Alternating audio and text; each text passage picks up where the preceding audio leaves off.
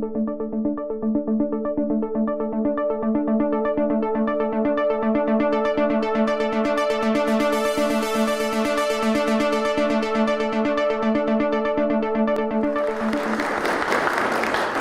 the ladies and gentlemen of the Advisory Council, again, I say thank you. You've answered the call for small minority and women-owned businesses everywhere. Your work provided us with a new day and a better way. The Advisory Council members, I ask you to please stand so we can all recognize you.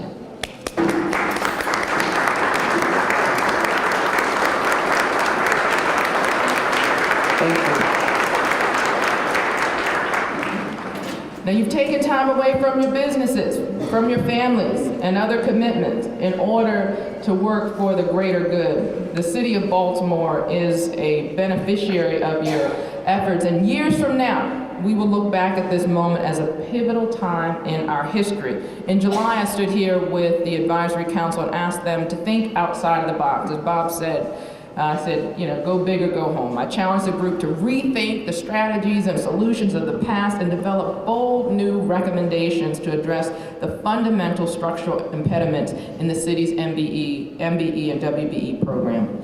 We have had an MWBE program for over 3 decades, and it's really not netted us the results that it was created for. The recommendations contained in the report make good business sense, and I stand by them. A strong minority and women-owned business enterprise program benefits and strengthens our entire business community. And I want to thank our Comptroller, Joan Pratt, and Jack, I'll give you two shout-outs because I recognize Carolyn on your behalf, but thank you for being here, Council President Jack Young, who is passionate about creating minority and women-owned businesses in our city and making sure that Baltimore is a place where these businesses can thrive. So thank you very much for being here. So the net result of implementing the recommendations filled in the report will reduce the cost of government, enhance our tax base, attract more businesses and residents to the city, and create jobs,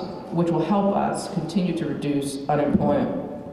A new day, a better way will play a significant role in laying the groundwork for a future where minority and women-owned businesses are considered primary players in the city of Baltimore. To produce competitively viable companies, we must address long-standing impediments to growth and provide solutions for ranging from bonding initiatives and access to working capital to programs such as mentor protege initiatives.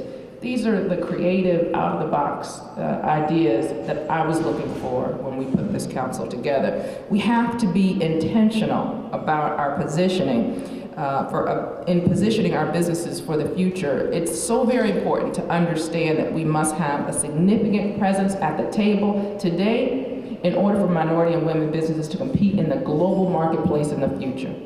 Through purposeful economic inclusion, MWBE firms can be at the center of emerging high-growth industries, and that's what's important.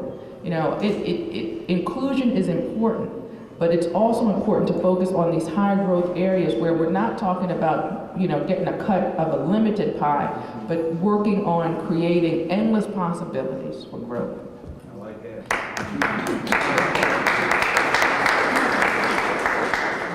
So by doing these things now, we can ensure that we will be positioned to become economic drivers of the next generation. And based on the recommendations of the Advisory Council, we are going to immediately pursue 3 initiatives.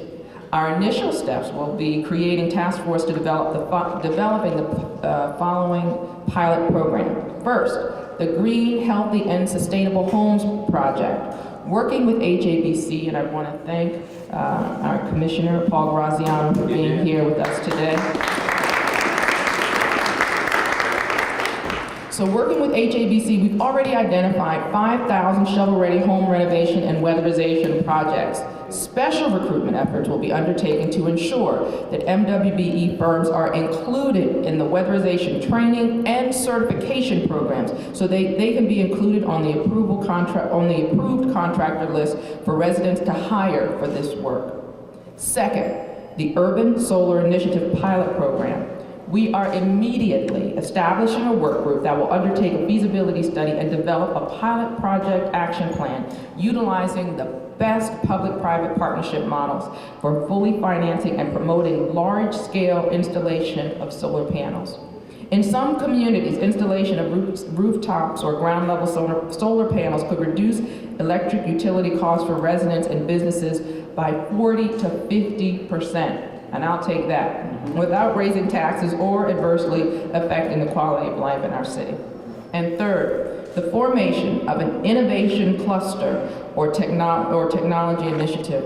This can be done in partnership with our anchor institutions and our HBCUs, promoting collaboration of regional entities in information sharing, technology transfer, by ensuring diversity among each category of participants.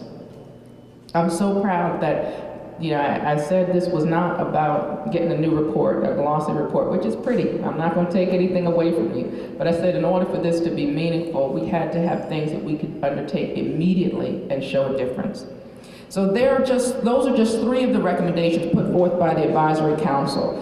Now the hard work begins. We have to remain focused on the task, and to that end, I'm creating a commission on supplier diversity and inclusion. This diverse group will advise the city on these matters and ask the tough questions. The commission will be our champions and assist with oversight of implementation of these recommendations. Small, women, and minority businesses are some of our key stakeholders, and we want to make sure that we continue to give you voice. Additionally, we will launch the first regional mentor-protege program, and I know this is something that Sharon is particularly pleased about. Business is about relationships, and we need to leverage those relationships in order to generate revenue for businesses and for the city. Our goal is to make Baltimore a mecca for entrepreneurship. Yeah. I believe with your help, we can make that happen. In order to fulfill that goal, we have to begin at home by making city government more business friendly.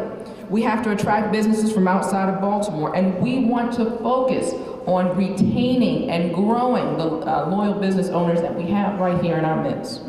We're using the resources we have, and we're going to make sure that the economic benefits from these recommendations extends to our communities. It's important that we make sure our initiatives extend to the parts of the city with the highest unemployment rates to utilize our existing workforce.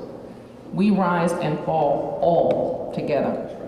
In addition to the focus we need to place on small minority and women-owned businesses, we have to make sure that we are focused on the most vulnerable in our populations. And if we do this, we will have a much more robust economy to generate more revenue.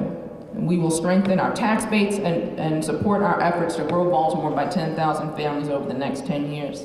Thank you again for all of your hard work and for making this a new day and identifying a better way for Baltimore.